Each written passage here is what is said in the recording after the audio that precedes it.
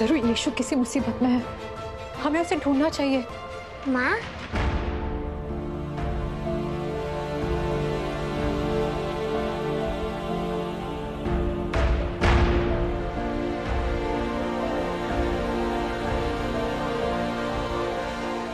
यीशु, कहाँ चले गए थे तुम? हाँ? अच्छा, नींद नहीं आ रही थी ना, इसीलिए उठकर बाहर चले गए। हमें आवाज देती होती बेटा।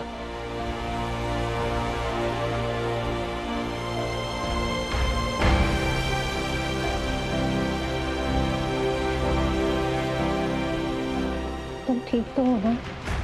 हाँ माँ, मैं बिल्कुल ठीक हूँ।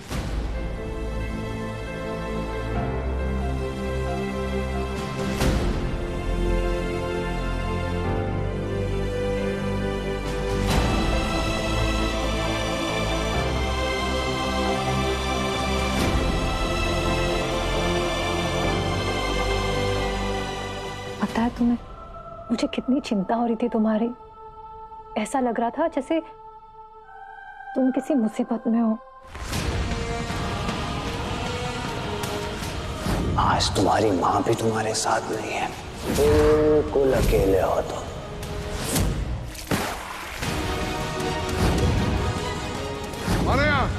कौन है? सामने आओ वरना अच्छा नहीं होगा। तुम ठीक तो हो ना? हाँ माँ। सुनो, आ जाओ बेटा, अब तुम आराम करो, ठीक है? और कुछ भी अगर तुम्हें चाहिए हो तो हमें आवाज देना, ठीक है? लेट।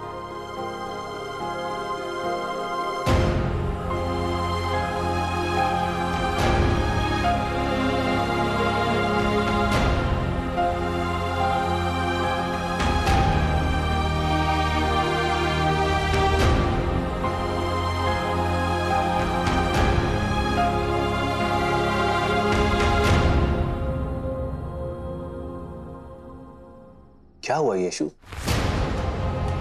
मैं ये सोच रहा था कि मैं बहुत भाग्यशाली हूँ जो मुझे माता पिता के रूप में आप मिले हो। परम पिता हर बच्चे को आप जैसे माता पिता दे। अब तुम सो जाओ।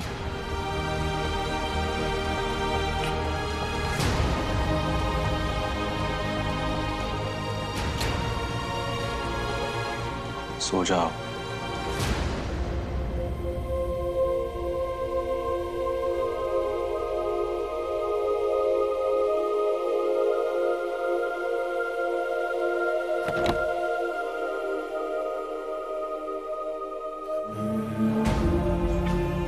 आभार परमपिता, आपके आशीर्वाद से हम उन सारे भेड़ों और मेमनों की जान बचाकर सुरक्षित घर लौट आए। मैं प्रार्थना करता हूँ कि कल की खोज में उन सारे भेड़ों और मेमनों के गायब होने की वजह से कुछ परेशानी ना आए और सब कुछ आसानी से ठीक हो जाए।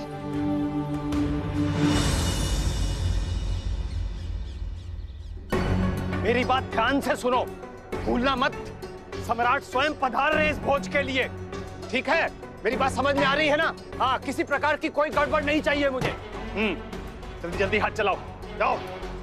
रब्बी गुरुजी भोज की तैयारी करवा रहे हैं। तुम वहाँ क्या कर रहे हो? इधर आओ, ये उठाओ सब।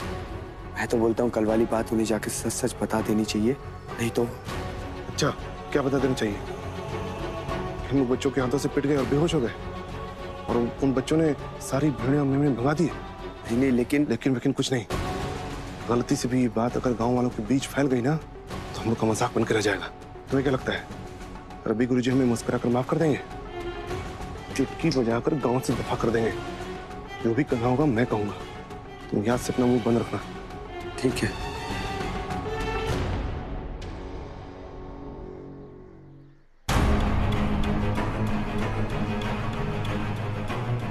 इस तरह से तुम मुंह लटकाए क्यों खड़े हो?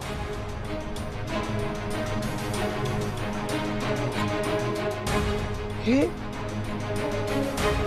चोटें कैसे लगी तुम्हें? क्या हुआ तुम दोनों को? गुरुजी जहाँ पर भेड़ें बंधी थी वहां पर अचानक शेरों ने हमला कर दिया और उनको जी जान से हमने बचाने की कोशिश की और इस चक्कर में हम लोग घायल हो गए।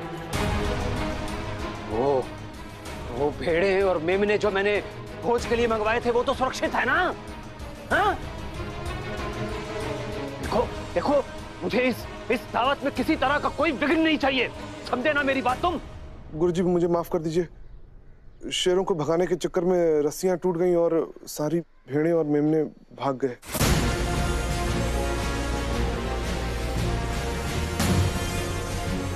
भेड़ें भाग गई? भेड़ें भाग गई? गुरुजी हमने दूसरी जगह से भी भेड़ों का इंतजाम करने की कोशिश की, पर इतने कम समय में दूसरे कसाई भी इतनी सारी भेड़ों का इंतजाम नहीं कर पा रहे थे गुरुजी। जाओ यहाँ से, जाओ, भागो यहाँ से। भेड़ें भाग गई। गुरुजी, जब मांस ही नहीं आएगा तो किस चीज की तैयारी करेंगे? रूखी रोटी तो नहीं परोस सकते ना। जैसे ही कोई इंतजाम हो जाएगा आप हमें बता दीजिएगा, हम वापस आ जाएंगे। चलो चलो चलो। ये अच्छा नहीं हुआ, बहुत बुरा हुआ ये। इस समस्या का कोई ना कोई समाधान जल्द से जल्द निकालना होगा, अभी इसी समय।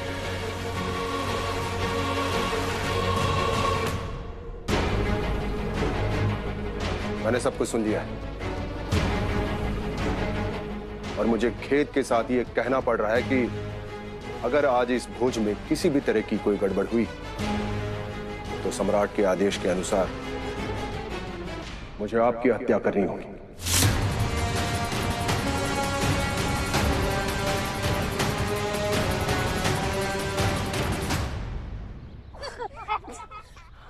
हालत खराब हो गई थी उन कसाईयों की। मेरा तो मन कर रहा था 2-4 घुसे और लगा दो। इधर से उधर से ऐसे ऐसे।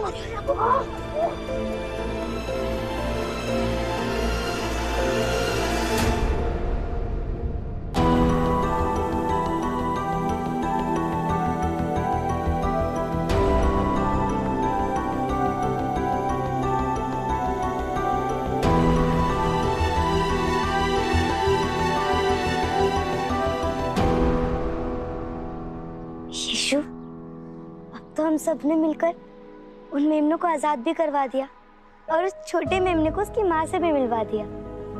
फिर अब तुम इतने दुखी क्यों हो? तुम्हें तो खुश होना चाहिए। उन मेमनों के लिए तो खुश हूँ मैं, पर मुझे ये चिंता सता रही है कि रब्बी गुरुजी आज की दावत में गांव के सारे लोगों को क्या खिलाएंगे।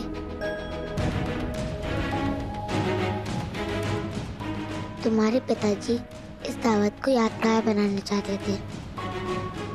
हमारी खुशी जब किसी दूसरे के संकट का कारण बन जाती है तभी तो हमें दुख होता है ना नीमा। यीशु, पिताजी के लिए उदास होने की कोई जरूरत नहीं है। मुझे पूरी उम्मीद है इस घटना से उनका अहंकार थोड़ा सा कम होगा। और जहाँ तक दावत की बात है, पिताजी जरूर कुछ न कुछ इंतजाम कर लेंगे। मैं प्रार्थना करता हूँ कि तुम्हारी ये बात सच हो जाए नीमा।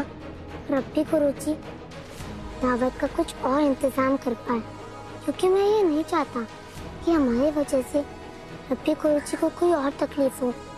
नहीं, सुनिए मेरी बात तो सुनिए। आप बहुत भले आदमी दिखाई दे रहे हैं, मेरी जान बख्श दीजिए। एक मौका दे दीजिए मुझे बस। इससे भी बड़ा बहुत कराऊंगा और वो भी अपने खर्चे पर। मैं सम्राट से एक पैसे की मांग नहीं करूंगा। ऐसा मत करिए। मेरी जान बख्श दीजिए, मेरी जान बख्श दीजिए। मैं सम्राट के आदेश से बंधा हुआ, इसलिए कुछ नहीं कर सकता।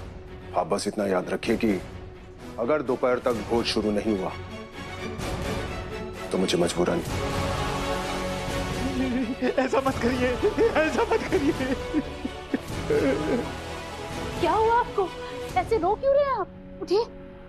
क्या हुआ? सब बर्बाद हो गया नीना। ऐसा क्यों कह रहे हैं आप? कुछ तो हुआ है, मुझे बताइए क्या हुआ है? हाँ, बस यूं समझ लो कि तुम आज विधवा होने वाली हो। ये क्या कह रहे हैं आप?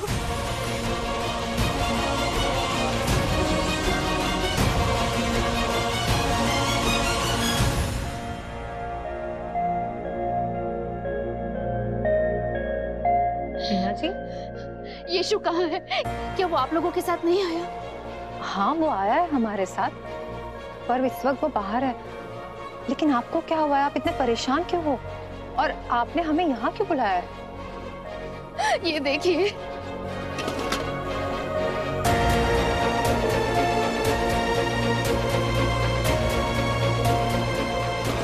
ये देखिए, भोज के लिए कुछ भी बना हुआ नहीं है। नीमा के पिताजी ने श्रेष्ठ मांस की व्यवस्था की थी, लेकिन कसाईयों ने आखिरी समय पर हाथ खड़े कर दिए और बावर्ची भी चले गए, ये कहकर कि वो इतने कम समय में इतने सारे लोगों के लिए कुछ और बनाने की सामग्री जुटा नहीं सकते। और सम्राट का आदेश है कि अगर आज दोपहर तक भोज शुरू नहीं हुआ तो वो नीमा के पिता का वध करवा देंगे।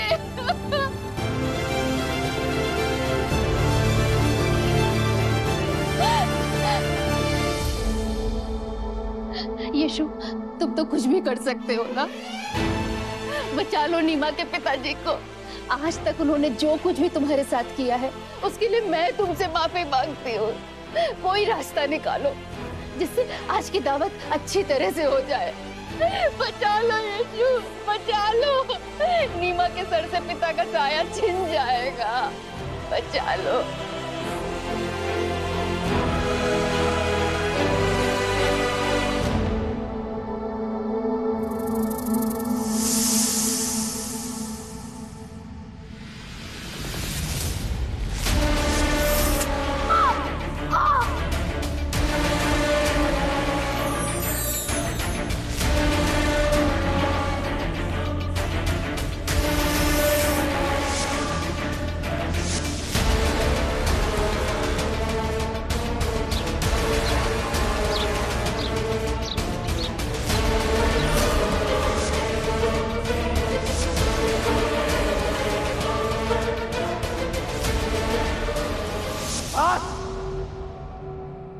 यीशु की हर चीज शैतान की हार है। अगर इसी तरह बार बार उसकी कोशिशें कामयाब होती रही, अगर इसी तरह बार बार वो मुझसे जीतता रहा, तो शैतान की शक्तियां कमजोर पड़ जाएंगी। नहीं नहीं नहीं नहीं नहीं नहीं, ऐसा नहीं होना चाहिए। ऐसा बिल्कुल भी नहीं होना चाहिए।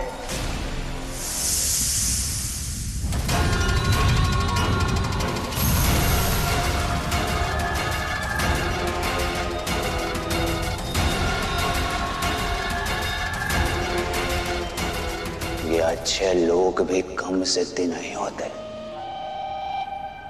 लेकिन मुझसे ज्यादा सिद्धि कोई नहीं। ये बुराई पर अच्छाई की जीत के सिलसिले को यहीं रोकना होगा। इसके लिए यीशु का कमजोर होना बहुत जरूरी है। कुछ तो गलती हो रही है मुझसे, कोई ऐसी चूक जो होनी नहीं चाहिए। अपनी नाक कान आंख खोल कर आगे बढ़ना होगा मुझे।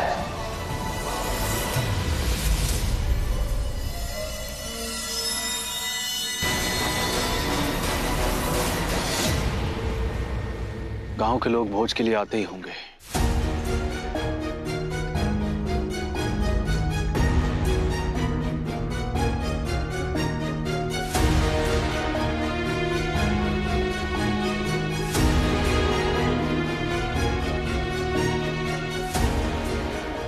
माँ, जब सूरज की किरण यहाँ पहुँचेगी तो दोपहर होगी ना माँ?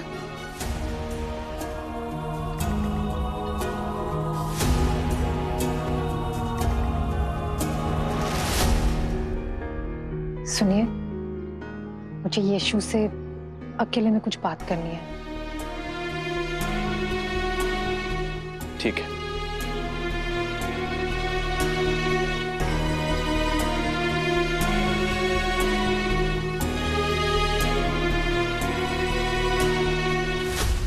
जब ये सूरज की किरण यहाँ पहुँचेगी तब सम्राट के लोग क्या सच में रब्बी गुरुजी को जान से मार देंगे?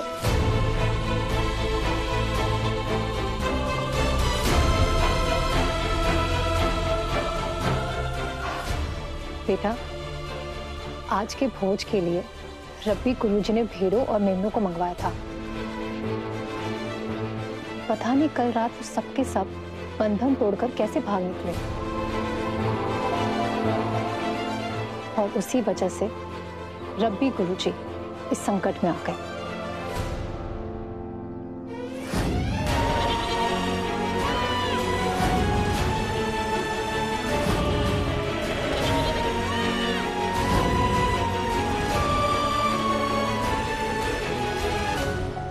यीशु, अगर तुम्हारे मन में कोई बात है जो तुम मुझे बताना चाहते हो तो बताओ। बोलो बेटा। मुझे माफ कर दीजिए माँ, मैं सिर्फ उन भेड़ों और मेमनों की जान ही बचाना चाहता था।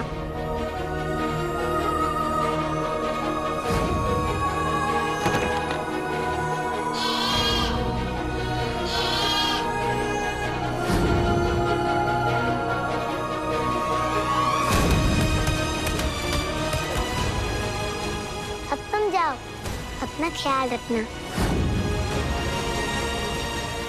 मुझे कल रात को ही आपको और पिताजी को ये बात बता देनी चाहिए थी। मुझे क्षमा कर दीजिए माँ।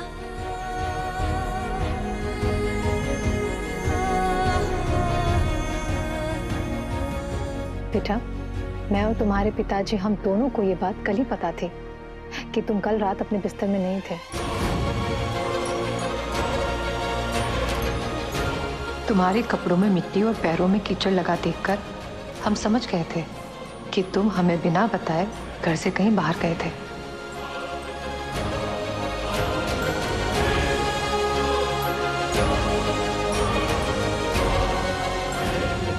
लेकिन हमने तुम्हें ये बात नहीं बताई क्योंकि हमें पता था कि तुम खुद आकर हमसे ये सच बोल दोगे।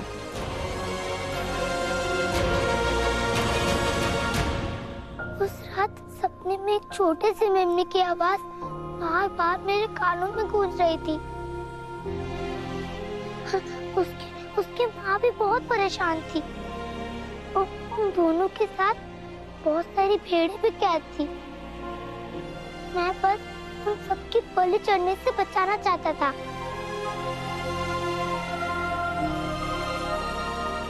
मैं तुम्हारी भावनाओं को समझती हूँ बेटा। मैं जानती हूँ, इंसान हो या जानवर, तुम किसी की पीड़ा नहीं देख सकते। अगर तुम्हारी जगह मैं होती ना तो मैं भी ऐसा ही करती। रब्बी गुरुजी को कुछ नहीं होना चाहिए। उनकी जान बचाने के लिए कोई ना कोई रास्ता होगा ना।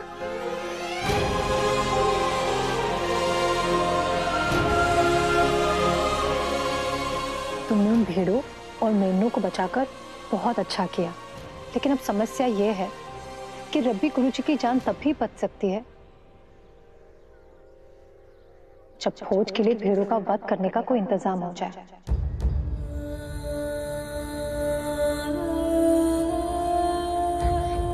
नहीं माँ, मैं उनका वध होते हुए, उनका खून बहते हुए नहीं देख सकता। बेटा,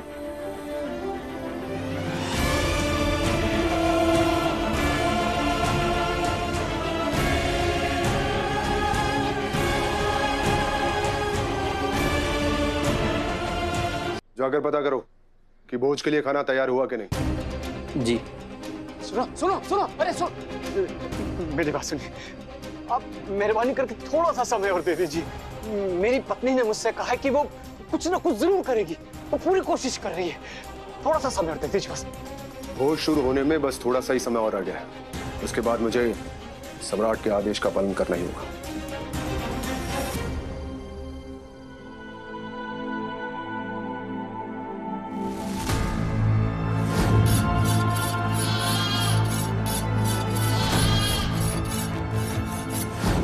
जब मैं उन भेड़ों के वध के बारे में सोचता हूँ तो मेरे भीतर कुछ मर सा जाता है माँ।